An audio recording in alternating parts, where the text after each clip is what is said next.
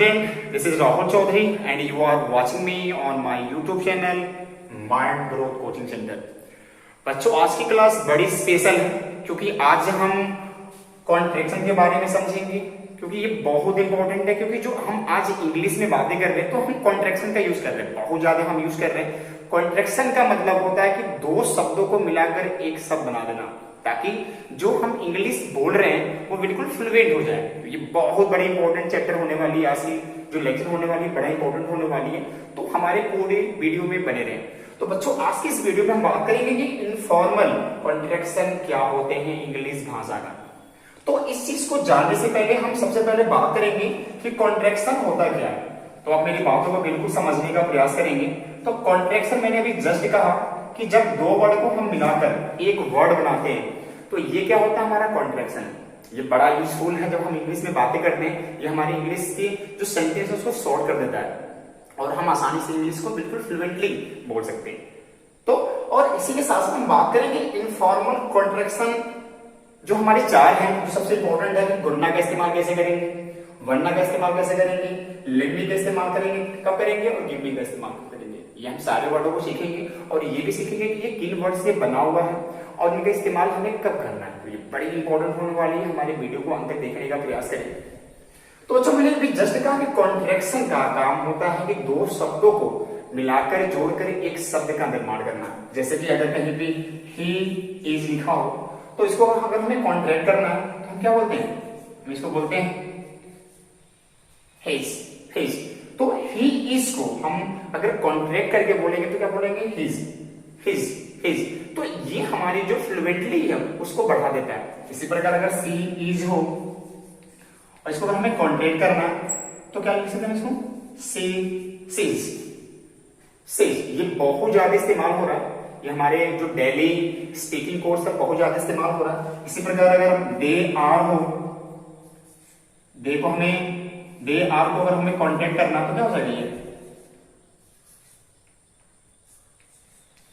They are.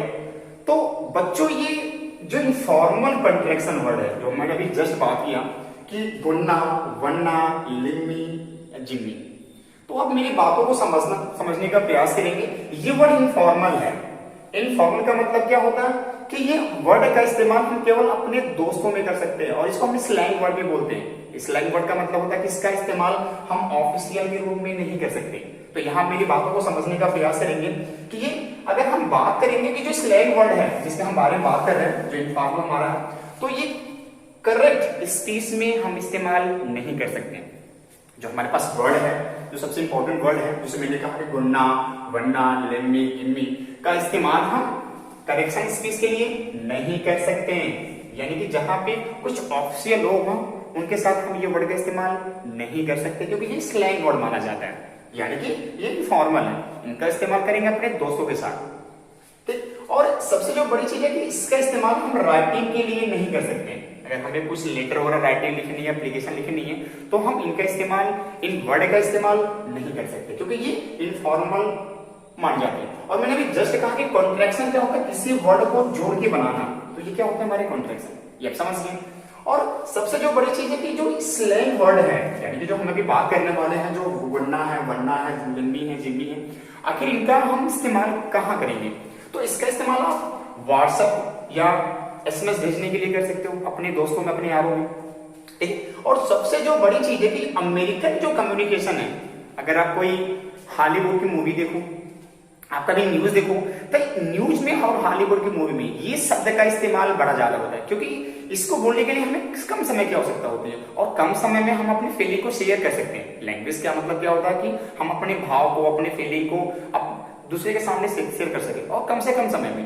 तो ये ज्यादा इंपॉर्टेंट कहाँ होता है, अमेरिकन की कोई भी चीज आप देख लो, चाहे टीवी की कुछ प्रोग्राम हो, चाहे मूवी वगैरह हो, तो इस चीजों में इन वर्डों का इस्तेमाल बहुत ज्यादा होता है। लेकिन एक चीज आप ध्यान रखोगे कि इस वर्डों में एपोस्ट्रोफी का इस्तेमाल नहीं होता है। यानी कि जैसे कि आप यहाँ देख लो कि ही इज है और जब हमने इसको जोड़ा तो यहाँ पे हमने एपोस्ट्रोफी का इस्तेमाल किया। यहाँ पे सी इज है और हमने इसको जोड़ा तो हमने यहाँ पे एपोस्ट्रोफी का इस्तेमाल किया। और यहाँ पे दे आर है तो जब हमने इसको जोड़ा तो यहाँ पे एपोस्ट्रोफी का इस्तेमाल किया। लेकिन जब ये गुन्ना वन्ना लिम्मी जिम्मी ये दो वर्ड से बना हुआ है ऑलरेडी कॉन्ट्रैक्शन रूप में है, लेकिन हमने यहाँ पे एपोस्ट्रोफी का इस्तेमाल नहीं किया। सबसे जो बड़ी बात है, जो हमारा सबसे बड़ी मुद्दा है कि आखिर ये चारों शब्द का इस्तेमाल हम कहां करेंगे, कैसे करेंगे, किस रूप में करेंगे, ये सबसे बड़ी चीज है। तो चलिए देखते हैं।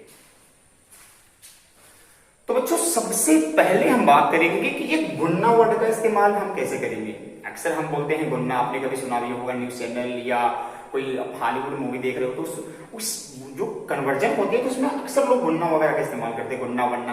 तो आखिर ये गुन्ना का इस्तेमाल कैसे करेंगे, तो आप मेरी बातों को बिल्कुल। तो बच्चों सबसे पहले हम बात करेंगे कि जो गुन्ना है वो किन वर्डों का कॉन्ट्रैक्शन है और इसका इस्तेमाल हमें कैसे करना है। तो मैं आपको बताना चाहूंगा कि जो गुन्ना है वो हमारे दो वर्ड से बना हुआ है, और पहला वर्ड क्या हमारा गोइंग और दूसरा वर्ड क्या हमारा टू, यानी कि गोइंग टू से बना हुआ है। आप मेरी बातों को बिल्कुल ध्यान से समझने का प्रयास करेंगे। हम इस गुन्ना को एक मुख्य क्रिया के रूप में इस्तेमाल नहीं कर सकते, ठीक है। जैसे कि अगर यहां लिखा हुआ कि आई एम गोइंग होम, तो यहां पे जो गोइंग है एक मुख्य क्रिया के रूप में काम कर रहा है, तो यहां पे हम ऐसे आई एम गुन्ना का इस्तेमाल बिल्कुल नहीं कर सकते। ये मेरी बात आप बिल्कुल ध्यान समझेंगे। हम इसका इस्तेमाल यहाँ पे directly as a main verb हम नहीं कर सकते। तो करेंगे क्या, चलिए देखते हैं। तो बच्चों गुन्ना का इस्तेमाल दो रूप में किया जाता है। पहला जो रूप हमारा है कि लास्ट में क्या हो, गा हो, गी हो और गे हो, और जो दूसरा हमारा रूप है वो होता है हमारा वाला, वाली या वाले। तो ये गुन्ना का इस्तेमाल हम दो रूप में कर सकते हैं, जैसे लास्ट में गा हो, गी हो, गे हो, और इससे लास्ट में वाला हो, वाली हो, वाले हो। और मैंने भी जस्ट कहा कि गुन्ना का इस्तेमाल हम एक मुख्य क्रिया के रूप में इस्तेमाल नहीं कर सकते। तो चलिए एग्जाम्पल समझते हैं। तो पहले हम बात करेंगे कि गा गी गे रूप में हम कैसे करेंगे। अगर बच्चों हमें ऐसा लिखना है कि मैं तुमसे बात करूंगा, मैं तुमसे बात करूंगा, तो क्या होगा, I will talk to you, I will talk to you. तो यहां पे क्या है, यहां पे लास्ट में क्या आ रहा है, गा, मैं तुमसे बात करूंगा। तो हम चाहे तो इसको हम गुन्ना के रूप में लिख सकते हैं। कैसे, I am gonna to talk to you. ठीक है बच्चों, मैंने यहां क्या कहा कि यहां पे हमारा क्या है, टॉक हमारा मेन वर्ब है, ठीक है। तो यहां पे हमने क्या किया, इसको गुन्ना के रूप में चेंज कर दिया। तो हम I will talk to you को मॉडर्न रूप में क्या बोल सकते हैं, I am gonna to talk you, या I am gonna to talk to you, है कि नहीं है। एक एग्जांपल हम और समझेंगे बच्चों। हम सेकेंड एग्जांपल देखेंगे, और यहां पे क्या बोला कि आई विल ईट फूड, मैं खाना खाऊंगा, लास्ट में गाया है। तो इसको हम गुन्ना के रूप में इसको हम लिख सकते हैं। कैसे, आई एम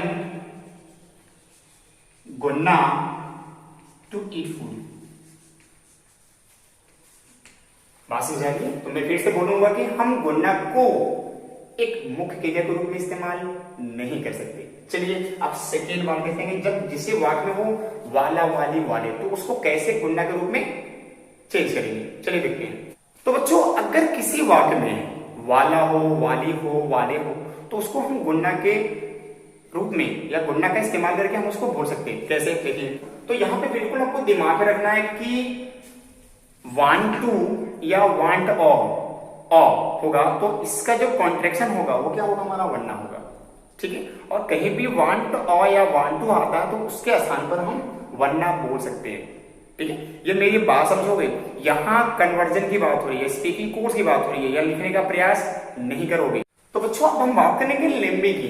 तो जो लेम्मी है वो लेट मी का कॉन्ट्रैक्शन है, यानी कहीं भी अगर लेट मी हमें बोलना हो तो वहां पर हम लेम्मी का इस्तेमाल कर सकते हैं। जैसे अगर कहीं हमें कहीं लिखा हो, कहीं हमें लेट मी गो होम, अगर हमें इस चीज को बोलना है तो यहाँ पे हम लेट मी का इस्तेमाल डायरेक्टली कर सकते हैं। Let me go home, let me go home, जैसे ऐसे लेट मी गो होम। तो करने का मतलब साफ साफ है कि कहीं भी अगर लेट मी हो तो उसको हम कॉन्ट्रैक्शन के रूप में चेंज करके, यानी कि लेट मी के रूप में चेंज करके बोल सकते हैं, क्लियर हो गया? यानी हमने क्या सीखा कि लेट मी का वो लेट मी हमारे दो वर्ड से बना हुआ है, लेट और मी। तो कहीं भी लेट और मी है, लेट मी है, तो हम वहां पे लेट मी बोल सकते हैं। तो बच्चों जो हमारी लास्ट वर्ड है वो जिम्मी, और जिम्मी भी हमारा दो वर्ड से बना हुआ, क्योंकि जिम्मी कॉन्ट्रैक्शन वर्ड है। जिम्मी हमारे क्या कॉन्ट्रैक्शन वर्ड है, ये भी दो वर्ड से बना हुआ। वर्ड हमारा क्या है, गिव मी। तो ये दो वर्ड से बना हुआ है, दो गिव मी, यानी कि ये गिव मी का कॉन्ट्रैक्शन है। तो कहीं भी गिव मी हमें बोलना हो तो हम गिव मी के स्थान पर गिव मी बोल सकते हैं। जैसे अगर हमें बोलना है कि give me a glass of water, तो क्या बोलेंगे, give me a glass of water, give me a glass of water. या हमें बोलना है कि गिव मी योर पेन, तो हम क्या बोल सकते हैं कि गिव मी अ पेन, गिव मी अ पेन, गिव मी पेन। तो बच्चों इससे फायदा क्या होगा, जो हमारी फ्लुएंटली वो बढ़ जाती है स्पीकिंग कोर्स में। हम बड़े बड़े वर्ड को, जब हम दो वर्ड को मिलाकर एक वर्ड का निर्माण करते हैं ताकि हम कम समय में अपनी फीलिंग को प्रकट कर सके, तो उस वर्ड को क्या बोलते हैं, उस जो क्रिया है उसको जोड़ना को क्या बोलेंगे, कॉन्ट्रैक्शन। ठीक है? और ये मैंने भी जस्ट कहा कि जो चार वर्ड हमारे पास है, गुन्ना, वन्ना, लेम्मी, जिम्मी, वो इनफॉर्मल कॉन्ट्रैक्शन है। इसका इस्तेमाल हम केवल अपने दोस्तों में कर सकते हैं, मैंने भी पहले बताया। इसका इस्तेमाल हम ऑफिशियल रूप में इस्तेमाल नहीं कर सकते। ठीक है बच्चों? तो हमने क्या सीखा कि गिव मी अगर कहीं होगा तो उसके स्थान पे हम गिव मी बोल सकते हैं। तो बच्चों आज के लिए इतना ही। आपको हमारा वीडियो कैसा लगा हमें कमेंट बॉक्स में जरूर बताएं, और हमारे चैनल को सब्सक्राइब करना बिल्कुल ना भूलें। तो thank you, have a nice day, keep learning, जय हिंद।